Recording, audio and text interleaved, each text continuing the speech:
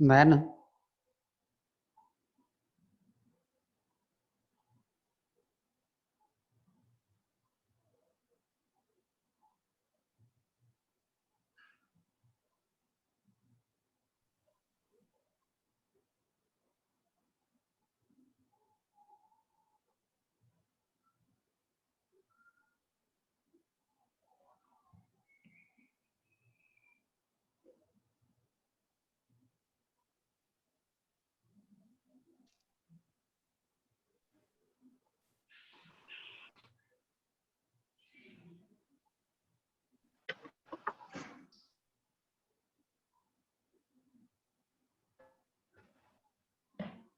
Hello, am I audible to all of you?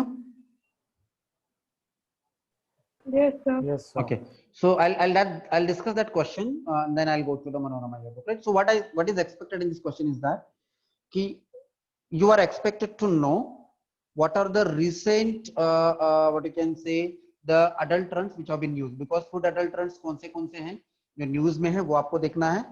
Then they are small enough to be absorbed by crop plants, irrigated fields. ये तो छोड़ दो. फिर यहाँ पर है they are considered as to cause skin cancer in children, microbes. तो cosmetics से रिलेटेड भी क्वेश्चन पूछे गए हैं कि which among the following material or chemicals in the cosmetic leads to skin cancer, ये क्वेश्चन पूछा गया था.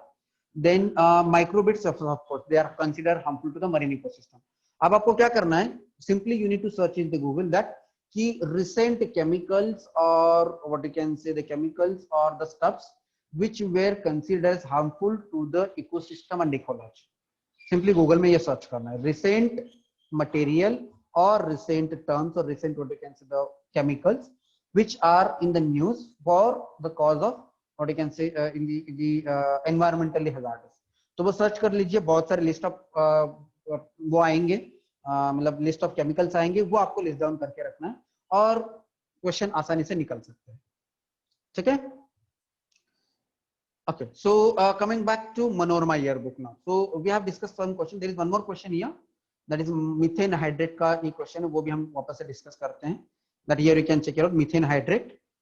Which of the following statements are correct about the deposits of methane hydrate? Now that is also which is asked here. Which of the following statements are correct about the deposits of methane hydrate? Global warming might trigger the release of methane gas from these deposits. So methane hydrate से global warming हो सकती है, because all of you know that methane act as a what you can say can act as a what you can say the greenhouse gas. So methane hydrate ये जो चीज है ये क्या है आपको देखना है. तो global warming might trigger the release of the methane gas from these deposits. Large deposits of methane hydrate are found in the Arctic tundra under the sea floor. Methane in atmosphere oxidizes to carbon dioxide after a decade or two. अब ये statement based question है. Statement based questions में आपको likely mistakes find out करना है, right? So which of the above statements are correct, that ये पूछा गया है. So we will read the statement one by one. So what do you think global warming might trigger the release of methane gas from these deposits? So what do you think? Is it possible methane hydrate say there can be a will it leads to the global warming if the methane gas is released from it? तो ये सही हो सकता है, because methane gas से global warming हो सकता है. Second statement large deposits of methane hydrate are found in erotic tundra and under sea floor. So you need to know where exactly these methane hydrates are located. So most of the times ऐसे जब statement दिए जाते हैं तो most of the times such statements are correct, right? तो last वाला जो statement है methane in atmosphere oxidizes to carbon dioxide after a decade or two. So what do you think? ये last statement जो है इसमें likely mistake होने के chances क्या हैं? This is wrong. Why this is wrong? So decade is given. Okay. So ये तो decade is आपको given. पता है या आपको लगता है कि यूपीएससी नॉर्मली इस तरीके का जब स्टेटमेंट बनाता है तो वो रॉन्ग होता है, उससे आप बता रहे हो या आपको पहले से ही पता है? तो कॉमन सेंस लगा रहे तो लग रहा है गलत होगा. हाँ, बिकॉज हमने देखा है ना पिछले भी जितने में हमने क्वेश्चन चेक किए थे उसमें हमने देखा था कि मोस्ट ऑफ टाइम जैसे ये ऐसे वाले जो स्टेटमेंट होते हैं कि जहां पर कुछ नंबर या फिगर होता है तो most of the time the statement is wrong. अगर ये एग्जाम में अटेम्प्ट करना ही है तो you should attempt either 1 to 3 or 1 and 2. Am I right? So what is the official answer की just go and check it out. What is the answer of answer? या तो 1 2 3 होना चाहिए या तो 1 and 2 होना चाहिए. सर 1 2 3 है. 1 2 3 है. ठीक है, कोई प्रॉब्लम नहीं है. ऑप्शन वो देख लो, ऑफिशियल आंसर की में 1 2 3 है और you are taking it from the any other class. Sir official answer key 1 2 3 ठीक है, फाइन, नो प्रॉब्लम. सो होता है कभी कभार, लेकिन जैसे मैंने आपको बताया था कि ये ऐसे जो स्टेटमेंट होता है तो most of the time statement wrong होते हैं. But I told you that कि अगर ऐसे 10 सवाल आप अटेम्प्ट करोगे उसमें से एक आध दूसरा रॉन्ग हो सकता है. But don't worry, I that's what I am telling कि ऐसे सवाल जब होते हैं तो you should either attempt 1 and 2 और 1 2 3. यहाँ पर आप इस तरीके से अटेम्प्ट करके सवाल को आंसर निकाल सकते हैं. ठीक है. बट एनीवेज अब यहाँ पर आपको क्या पता चल गया कि ऐसे जो टर्म्स है, ऐसे जो केमिकल्स हैं, ऐसे जो स्टफ्स हैं जो एनवायरमेंटली या इकोनॉमिकली हजार्डस हैं, वो कौन से टर्म्स हैं जो पिछले 2-3 साल से न्यूज में है, उसकी लिस्ट आपको बनानी है. तो write down the topic, list of the environmentally hazardous substances which were in the news recently. ये सर्च करना है. क्या सर्च करोगे गूगल में? List of the environmentally hazardous substances which were in the news recently. Fine. So methane, black carbon, etc. are short-lived pollutants. So so how will they oxidize after a decade or two? So they are short-lived. तो मे भी हो सकता है कि उसका जो time है वो बहुत ज्यादा हो. ये जो हाइड्रेट्स होते हैं वो उसका जो oxidise short lived as compared to the other ones ना which are living for 100 years and even more. right. तो उसके हिसाब से तो short lived हो गया ना. I think that's the comparison which they are referring to. हाँ, right, you are right. So compared to others these are short lived. You are right, Piyush. ठीक है. now going to the left hand side there is one more question. ये ऐसे सवाल पिछले 2-3 साल से continuously आ रहे हैं जो मैंने ऑब्जर्व किया है. Recently there was a growing awareness in our country about the importance of Himalayan nettle, that is Girardinia diversifolia, because it is found to be a sustainable source of. पिछले साल में 2018 में एक सिमिलर क्वेश्चन पूछा गया था, similar ऐसे एक टर्म था. We said that consider the following statements regarding the Prosopis julifera, which is a plant species found in the desert areas. वो क्वेश्चन पूछा गया था. तो पिछले 2-3 साल से ऐसे क्रॉप्स के नाम पूछे जा रहे हैं जो न्यूज में है. It may be for positive reason और it may be for negative reason. अब ये जो हिमालयन नेटल जो न्यूज में था that was because of the positive reason, और जो वो Prosopis julifera जो न्यूज में था that was for the negative reason, because Prosopis julifera was acting as an invasive species. Invasive species means what? That was trying to become a dominant species in some ecosystem. It was invading the space for the other plants and other organisms in that ecosystem. तो वो पिछले साल पूछा गया था. इस साल जो पूछा गया था हिमालयन नेटल का पूछा गया था.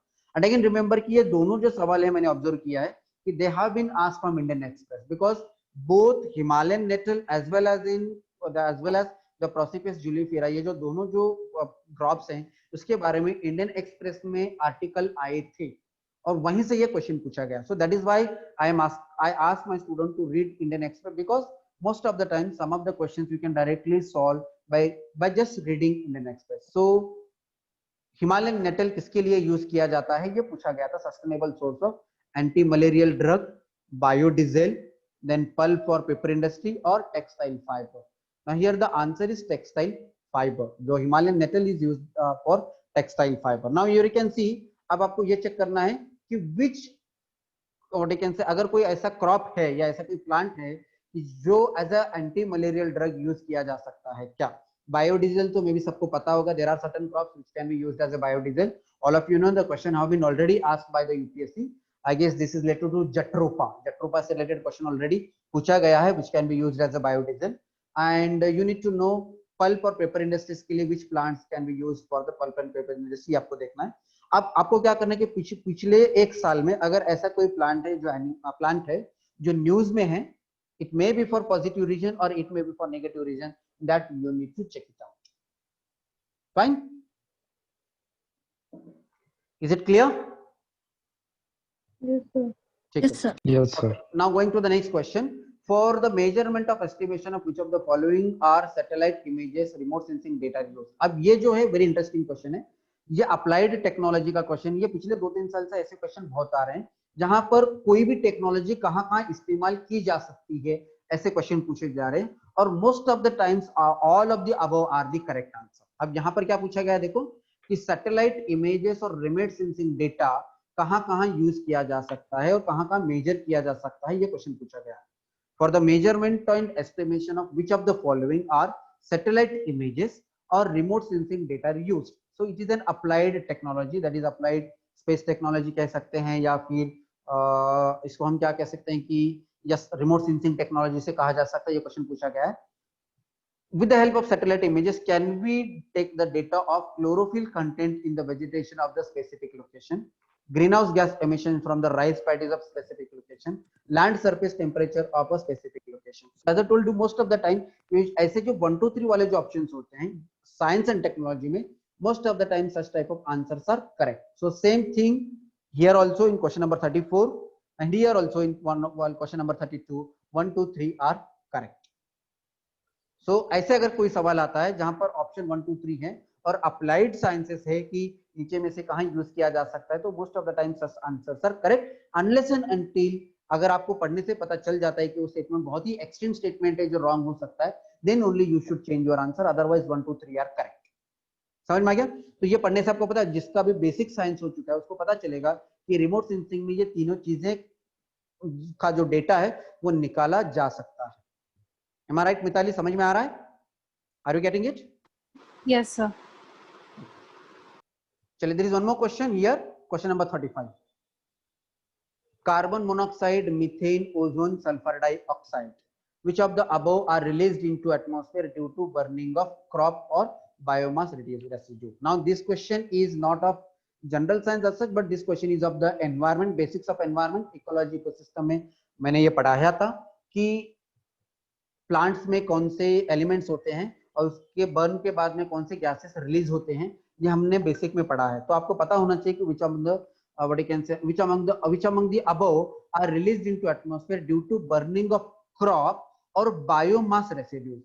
So carbon monoxide, methane, ozone, sulphur dioxide. अगर आपको ये चारों भी अगर नहीं पता है, इसमें से कोई एक भी अगर पता है तो भी हम आंसर निकाल सकते हैं। So anyone knows which among the above can be released after the burning of the crop or biomass residue? Sir, is it A?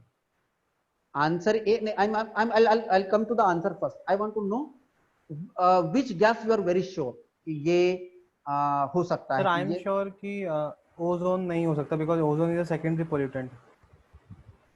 Ozone नहीं हो सकता। Yes, sir. Okay, so what So I about think sulfur dioxide? sulfur Three. dioxide, sir, Sulfur- it's mostly from the vehicles. So Sulfur I will option के हिसाब से I'll prefer methane over sulfur dioxide. Methane. Okay. Burning of the crop, will it lead to release of methane? Yes, because हमको पता है कि paddy से methane release होता है, सबको पता है। All of you know this? अभी ऊपर ही हमने पढ़ा था। Yes, sir. Yes, यहीं sir. पे एक ऑप्शन है ऊपर, right? If you go here, that greenhouse gas emission from the rice paddies of a specific location. So methane is one such, what you can say, the greenhouse gas, right? So yes, 2 is very sure. What about sulfur dioxide, Piyush? Why do you think sulfur dioxide cannot be released into atmosphere? Sulfur होता या नहीं होता है? Sulfur is the content in the crops or not?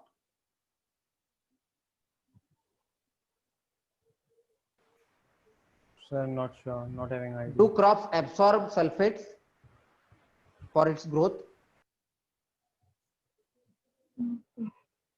Nitrate, Yes, sir. sulfur, sulfur is one of the important nutrient which is required for the growth of the plant, along with like sulfur, phosphate and nitrogen, sulfur and phosphor. These are the 3 important. Yeah. NPK पता है आपको? NPK Yes, के sir. साथ में वो भी होता है। तो can be burning of the crop be released sulfur dioxide हो सकता है? Yes, you are right, Piyush. Those are that is also released by burning of the fossil fuels like petrol और डीजल से भी हो सकता है। बट अगर कोई चीज ह्यूमन बीइंग के बर्निंग से या फिर सॉरी एनिमल्स के बर्निंग से अगर रिलीज हो सकती है, okay, do you know coal पता है तुम्हें? Coal, after burning coal sulphur dioxide release होता है या नहीं होता है? होता है? Sir yes sir. तो अगर coal, and you know what is coal, coal कैसे बनता है? एनाएरोबिक कंडीशन में अगर कोई प्लांट्स अगर सबडक्ट हो जाते हैं या किसी में अगर एनाएरोबिक कंडीशन में अगर वो सब भी हो जाता है तो वहां पर वो उससे कोल बनता है।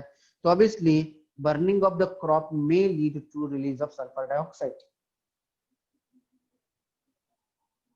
तो what should be the answer then?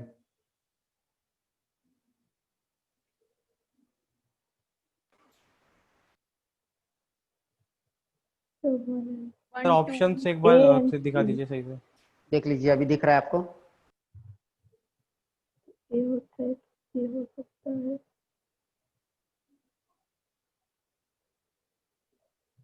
B वाली तो नहीं होगा।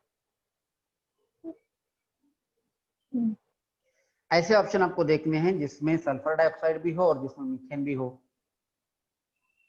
यहाँ पर दो ऑप्शन है, जैसे कि B and D.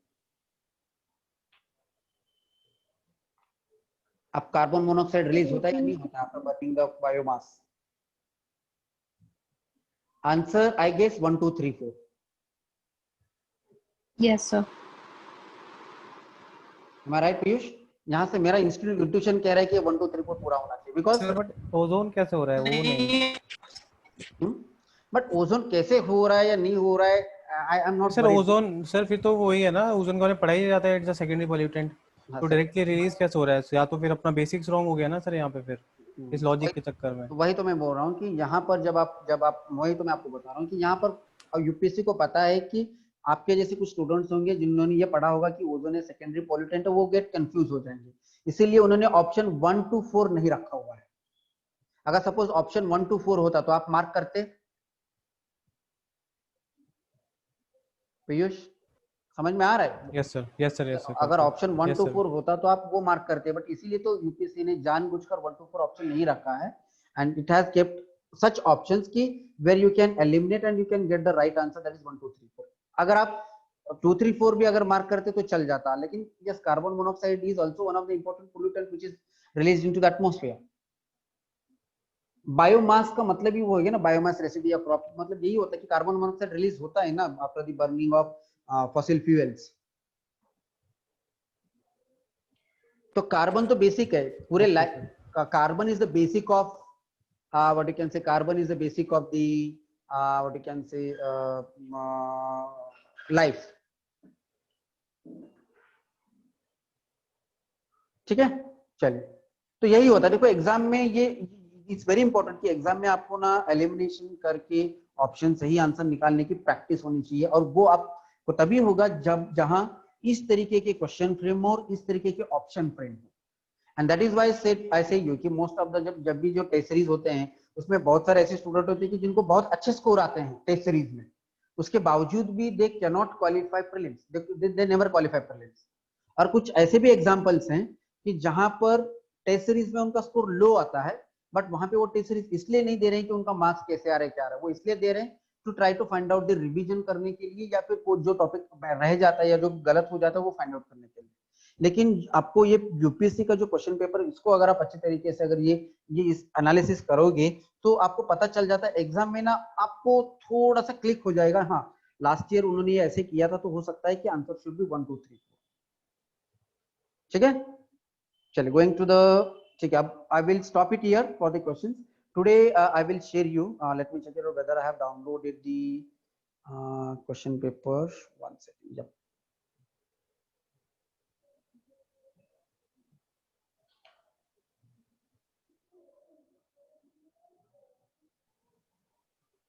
I will discuss the index today for the Manorama yearbook, this year's Manorama yearbook। और इस साल के मनोरमा ईयरबुक से कौन से टॉपिक आपको करने हैं और क्यों करने हैं वो मैं आपको बताऊंगा। And then we can what you can say tomorrow onwards we will discuss like 2 3 days we will be discussing the Manorama yearbook topic, right? ठीक है, sorry, okay, can you all see the screen now? Is it visible to all of you? Can all see the index of the this year's Manorama yearbook? ये दिखाई दे रहा है? No, sir. Question paper no sir, question paper दिखाई दे रहा है। One second, अब दिख रहा है? Not yet. Is it visible? Yes. Okay, ठीक है. Now, Yes. Yes. okay. Now this is this year's Manorama yearbooks. What you can say the content or that is the index. तो इस topics में से आपको करना क्या है, that I will tell you. इसमें से जो टॉपिक नंबर 20 है डेवलपमेंटल इकोनॉमिक्स, ये करना है बिकॉज डेवलपमेंटल इकोनॉमिक्स से रिलेटेड बहुत सारे टर्म्स हैं जो न्यूज जो हमेशा आते रहते हैं और उससे रिलेटेड क्वेश्चंस पूछे जा रहे हैं यूपीएससी में. तो ये डेवलपमेंटल इकोनॉमिक्स नाम का आर्टिकल है, उसमें बहुत सारे टर्म्स दिए हुए हैं, उसको समझना है. तो ये टॉपिक आपको करना है प्रीलिम्स के लिए. उसके बाद नेक्स्ट टॉपिक आपको करना पड़ेगा ये जो सबका साथ सबका विकास, ये जो टॉपिक है ना, ये मेंस के लिए, प्रीलिम्स के लिए नहीं करना है. प्रीलिम्स के लिए आपको करना पड़ेगा. Next topic is smart automation and IoT solutions beyond 2020 because questions applied science से बहुत सारे आ रहे हैं. तो ये स्मार्ट ऑटोमेशन से रिलेटेड क्वेश्चंस इस बार आ सकते हैं. कैन एनीबॉडी टेल मी, किसी को पता है व्हाट इज स्मार्ट ऑटोमेशन? कहीं पे एग्जांपल कहीं यूज किया है आपने या कहीं दिखाई दे रहा है कि smart automation and IoT solutions beyond 2020. So last year UPSC के प्रीलिम्स एग्जाम में क्वेश्चन पूछा गया था related to IoT, that is Internet of Things. तो smart automation and IoT solutions beyond 2020 एक आर्टिकल है, ये आपको पढ़ना है, which will give you an understanding about the Internet of Things. ठीक है. देन डबल हेलिक्स मॉडल भी पढ़ना है बिकॉज जेनेटिक्स से रिलेटेड बहुत सारे बेसिक सवाल और अप्लाइड जेनेटिक्स से रिलेटेड भी क्वेश्चन पूछे जा रहे हैं. तो ये डबल हेलिक्स मॉडल जो है वो रिसेंटली क्या किया गया था, उसका मॉडल चेंज किया गया है.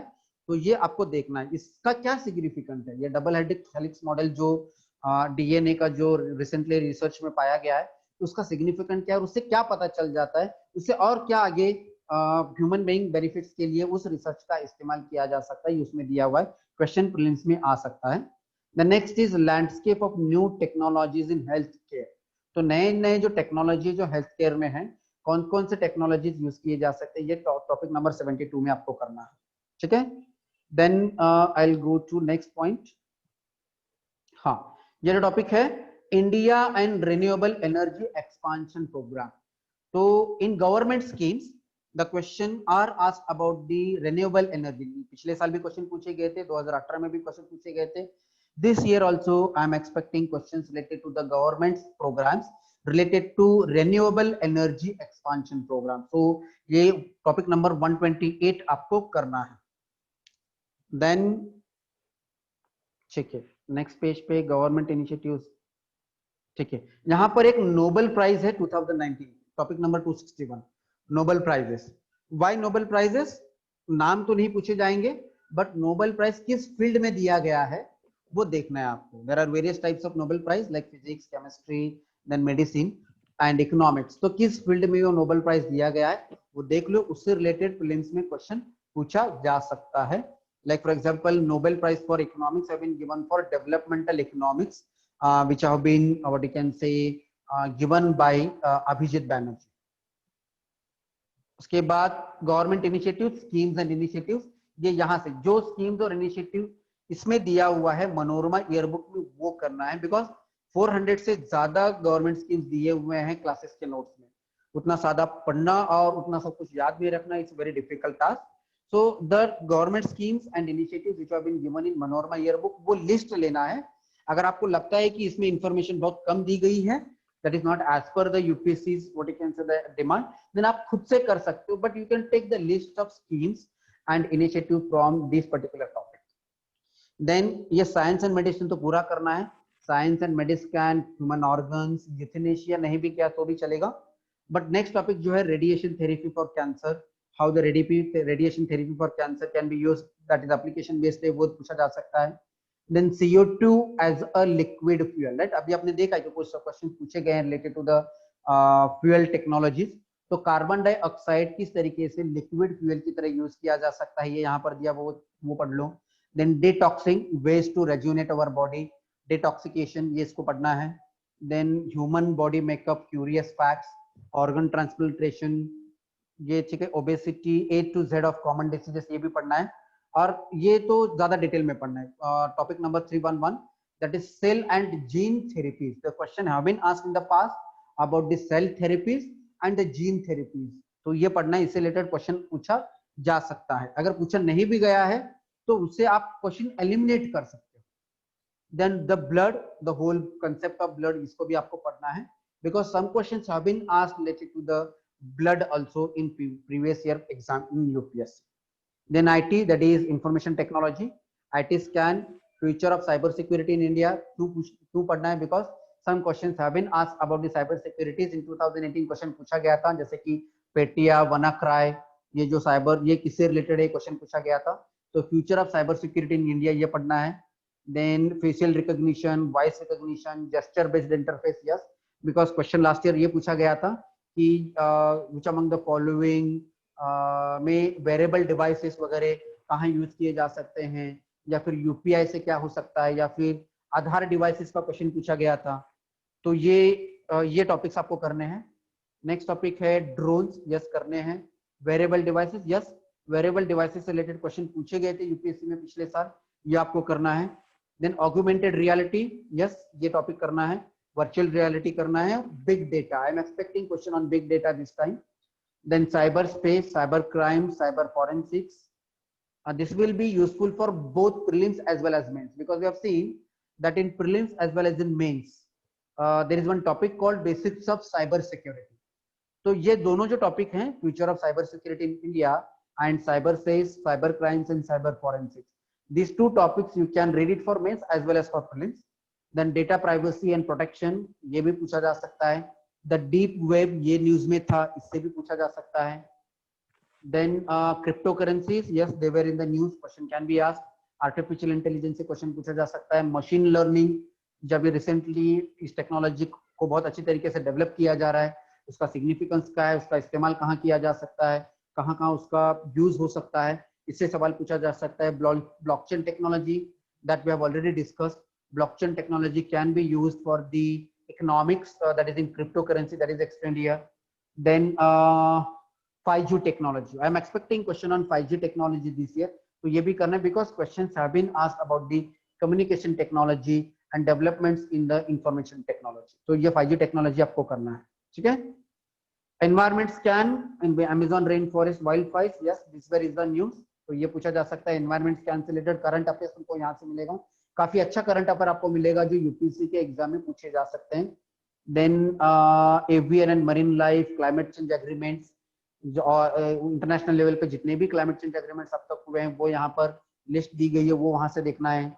जीरो कार्बन कंसेप्ट क्या है वो दिया हुआ, वो पढ़ना है. ग्लोबल वार्मिंग पढ़ना है. Then state of the Indian forest पढ़ना है. बायोडाइवर्सिटी हॉटस्पॉट्स पढ़ना है. Disaster management, it is there in paper 3 mains, उसे पढ़ना है. प्रीलिम्स में भी कुछ क्वेश्चन डिजास्टर मैनेजमेंट से पूछे जा रहे हैं, तो वो भी पढ़ना है. देन ठीक है, भारत स्टेट स्टैंडर्ड्स पढ़ना है. एंडेंजर्ड स्पीसीज पढ़ना है, बिकॉज एंडेंजर्ड स्पीसीज से क्वेश्चन पूछे जा चुके हैं. ठीक है. So these are the topics which you need to study. Then in geography में भी maximum questions are applied geography, and as I told you major of the questions are from the astrophysics और astrogeography. Like so change for moon life experiment ये पढ़ना है. Space scan पढ़ना है. Recently space से related क्या development हुए हैं international level as well as national level, ये देखना है. मून लैंडिंग 50th एनिवर्सरी वो पढ़ लो.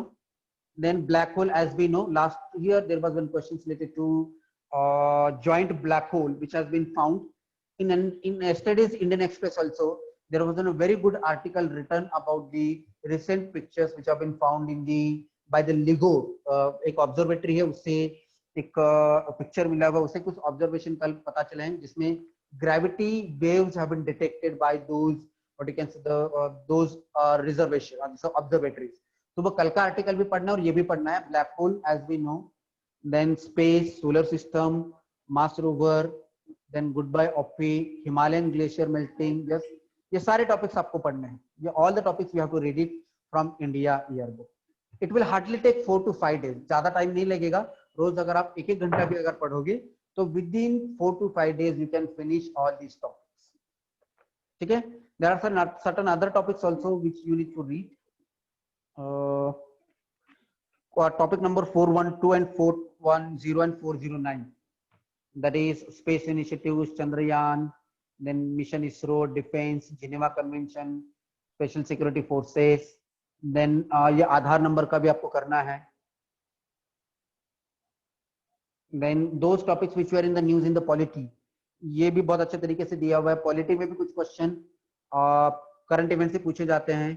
Article 370, 35, federal structure, centre state relations, constitutional non constitutional agencies, first Lokpal of India, judiciary system, because we know judiciary से बहुत सारे इश्यूज चल रहे हैं, तो इससे क्वेश्चन पूछा जा सकता है। List of amendment, important amendment से क्वेश्चन पूछा जा सकता है, वो यहाँ से देख लो। देन ठीक है, evolution of Indian judiciary, this topic you can take it for the mains exam. Mains exam के लिए इंडियन जुडिशरी का I am expecting mains exam में इस साल 100% एक क्वेश्चन जुडिशरी पे पूछा जाएगा, तो ये यहाँ से आप पढ़ सकते हो, chapter number 467, that is for mains, not for prelims.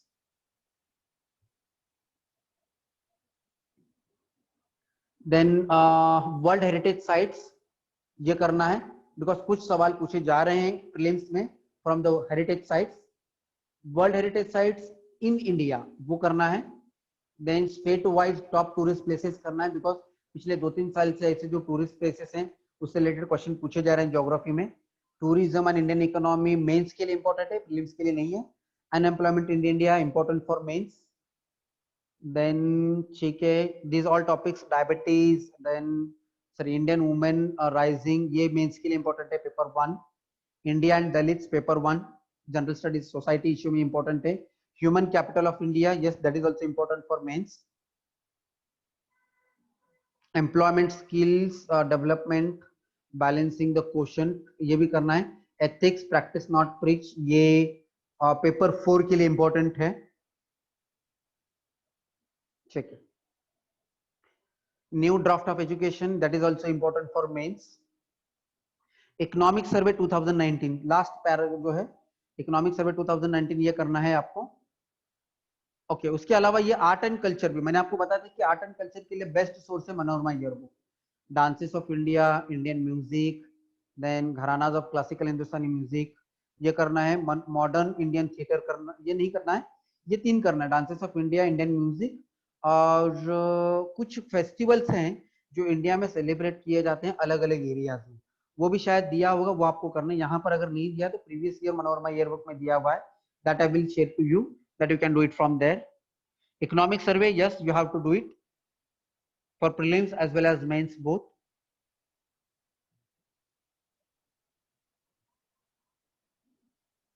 Agriculture, management, industries and infrastructure, services sector, finance sector, demystifying budget करना है, because majority of the questions in the mains prelims exam are now related to fiscal policies, budget से related बहुत सारे question आते हैं, तो demystifying budget नाम का एक article लिखा हुआ है, a very good article, you have to read it out.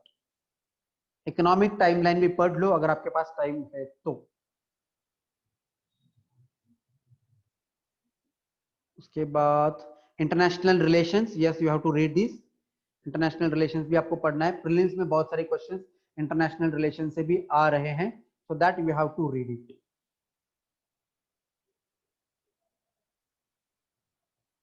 ठीक है, so these are all the topics we have to read it from Manorama yearbook. Tomorrow I will be starting with science and technology. Science and technology के कुछ topics हैं that we will start in tomorrow session. आप खुद से भी पढ़ लीजिए और I will also take it from tomorrow onwards. So we'll try to finish this Manorama yearbook till maybe maybe Monday or Tuesday, and we will have a test as per the recent trend of the UPSC. I will frame some questions from science and technology. So I will give you around maybe 25 to 30 questions as per the recent trends in science and technology that we will try to solve. Maybe probably Wednesday या Thursday तक we can have a test on science and technology as per the recent trends. Fine? Any doubts? समझ में आ रहा है? Is it clear to all of you? Sir ये book का link download करने के लिए बुक पीडीएफ तो शायद अवेलेबल नहीं है, इसके वही मिलेंगे, मतलब स्कैन कॉपी मिलेगी, because I have asked one of my student to scan the copy and she has send it to me. So I have asked her to scan all the topics which I have told her to, which is important for this exam. So she has done science and technology part today. So maybe tomorrow or day after tomorrow she will give the other parts also. अभी I have already shared it on the group. तो जितना possible है उतना उस group पे जो मैंने share किया हुआ है उससे पढ़ लो, बाकी का कल तक आपको मिल जाएगा. Remaining parts you will get tomorrow. Fine. साथ आप शायद अभी ज्वाइन हो चुके हो, तो रिकॉर्डिंग मैं सेंड कर दूंगा, कौन से टॉपिक्स मनोरमा ईयरबुक से करने हैं, वो आप उसको गो थ्रू कर लीजिए और आप मनोरमा ईयरबुक को पढ़ना स्टार्ट कर लीजिए। Fine Naveen, any problem? Okay, sir. Okay. Thank you so much. You got it, you No, got it, sir. Naveen? Okay, okay. Yes, sir. You're getting it, what I'm trying to explain you on all these things. Yes, sir. Yes, sir. I got it. ठीक है Piyush, any doubts? No, sir. ठीक है, see Piyush, this last 1 month is very crucial for you, for the students like you. This 1 month, how you, what you can say, manage yourself, how you manage your studies, how you manage your priorities, and prelims point of view से कैसे आप आपको revise करना है, ये ध्यान में रखना है। Fine, so make sure that कि जस्ट कभी कभार ऐसे होता है कि कोई जब आप टेस्ट देते हो टेस्ट सीरीज का, तो उसमें किसी टेस्ट में मार्क्स कम आ जाते हैं या किसी टेस्ट में मार्क्स ज्यादा आ जाते हैं, तो don't be more what you can से, उससे ज्यादा ओवर कॉन्फिडेंट भी मत होना है, और अगर मार्क्स कम आ रहे हैं तो उससे डिमोटिवेट होने की भी जरूरत नहीं है। You need to be very clear कि आपको करना क्या है, यूपीएससी क्या एक्सपेक्ट कर रहा है और किस तरीके के क्वेश्चन आते हैं, और वो मैंने किया है या नहीं किया है, उतना जस्ट एनालाइज करो, और जो पार्ट नहीं हुआ है अब तक उसको कर लो, और एग्जाम के दिन कॉन्फिडेंटली क्वेश्चन अटेम्प्ट करके आना आपको exam. Sir, I want to ask that actually I was solving vision test series and वो easily हो जाती है, 180 190 भी आ जाते हैं, so should I go Out for of something 200, else? out Yeah, of sir, 200, जो वो वाले क्वेश्चंस रहते हैं ना, जो फुल ऑन स्टार्टिंग के दिए सर अभी 8-9 तक कुछ, तो वो पॉलिटी अच्छा गया था और हिस्ट्री अच्छा हुआ था, सो सर 160 तो आ ही रहा है, but ultimately I am thinking that should I go for this only or I should take some other source as well? ठीक है। क्योंकि अभी सर कंबाइंड टेस्ट तो नहीं है, अभी तो सब्जेक्ट स्पेसिफिक टेस्ट है स्टार्टिंग के, तो मे बी शायद इसलिए एक आध टर्म्स चार नहीं मिलती है, वरना तो मोस्ट प्रोबेबली सर वो उनका जो टेस्ट है वो शायद यूपीएससी थोड़ा मैच हो जाता है कि बहुत एलिमिनेशन इजीली हो जाता है, कभी कभार लगता है शायद ओवर इजी है।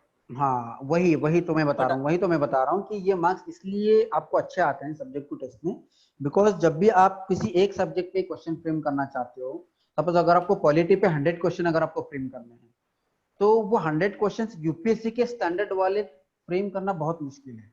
जब मैं क्वेश्चन पेपर बना रहा हूँ, मैं 25 क्वेश्चन बना रहा हूँ, मुझे 25 क्वेश्चन बनाने के लिए मुझे 1-2 घंटे लगते हैं to frame the questions of polity, 25 questions at par the standard of the UPSC. तो ऑब्वियसली 100 क्वेश्चन जब मैं बनाऊंगा तो वो स्टैंडर्ड लो हो जाएगा ऑटोमेटिकली, या तो क्वेश्चन बहुत इजी होंगे या तो क्वेश्चन बहुत डिफिकल्ट होंगे। वो जो वो बैलेंस होता है ना कि क्वेश्चन ना ही बहुत ज्यादा डिफिकल्ट हो ना ही बहुत ज्यादा इजी हो, और वहां पे बेसिक नॉलेज टेस्ट किया जाता है, तो वो करना बहुत मुश्किल हो जाता है, एंड दैट इज व्हाई आपको वहां पर टेस्ट में अच्छे मार्क्स मिलते हैं। मगर जब actually I solve their test series of last year 34 test series, तो होता क्या है मोस्ट ऑफ द टाइम उससे मिलते जुलते क्वेश्चंस हैं, जैसे इकोनॉमी में प्राइवेट इन्वेस्टमेंट पे बार पूछा था तो आप पब्लिक पूछ लिया, रेवेन्यू तब पूछा था तो आप कैपिटल पूछ लिया, so most of time it becomes easy, but as of now आपके टेस्ट करता हूं मैं, and right now I am not going for many more test, because 34 ये भी हैं, ये भी सफिशिएंट हो जाएंगे, सो 3400 क्वेश्चंस हो ही जाएंगे अल्टीमेटली पेपर आते आते। So that's what I am planning till that. कैसे होता है ना कि you should practice such questions which should be thought provoking, जो आपको सोचने पे मजबूर करे क्वेश्चन पे, जो आप पढ़े उसके बेसिस पे। अच्छा, विजन के फर्स्ट से 15th तक के टेस्ट काफी ठीक है, उसके बाद उन्होंने लेवल बढ़ाया है उन टेस्ट्स का, और जो कॉम्प्रिहेंसिव टेस्ट हैं वो हैं ठीक ठाक। मैंने नहीं देखा है, मतलब पिछले 1 साल का तो मैंने विजन के टेस्ट नहीं देखे हैं, मैंने बहुत पहले देखे हुए थे, like may be last 2-3 years I haven't seen the test series of vision and I haven't seen the test series of even मुझे लगता है कोई एक और साइट है इनसाइट शायद, जो काफी लोग प्रेफर करते हैं। एक और प्रॉब्लम ये है कि पिछले 2-3 साल से मैंने इससे पहले भी आपको बहुत बार बताया कि UPSC has an open policy of not asking question from the popular material and popular test series, तो वो एक प्रॉब्लमेटिक एरिया है, क्योंकि क्या होता है ना कि वही तो मैं आपको बता रहा हूँ कि बहुत बार ऐसे होता है कि आपको विजन में या दूसरे टेस्ट सीरीज में काफी अच्छे मार्क्स होते हैं, बट अगर आप यूपीएससी वाले क्वेश्चन पेपर को अगर आप अच्छी तरीके से एनालिसिस नहीं करोगे तो एग्जाम में यू गेट फंबल्ड, वहां पे फिर वो कंफ्यूजन हो जाते हैं। और जब आप विजन वाले टेस्ट सीरीज जब देते हो ना, तो आपका जो रिवीजन का जो स्टाइल होता है या फिर रिवीजन को जो एरियाज होते हैं वो आप क्या करते हो, आप वही मतलब जो यूपीएससी विजन जिस तरीके का क्वेश्चन फ्रेम कर रहा है, विजन जिस तरीके के क्वेश्चन ऑप्शन फ्रेम कर रहा है, वैसे फिर आपकी मेंटालिटी बन जाती है, फिर वो एग्जाम में प्रॉब्लम बन जाता है, फिर एग्जाम में, यूपीएससी के एग्जाम में। ठीक है, चलिए, so we'll stop it here today. Tomorrow we'll continue with the Manorama book. Fine.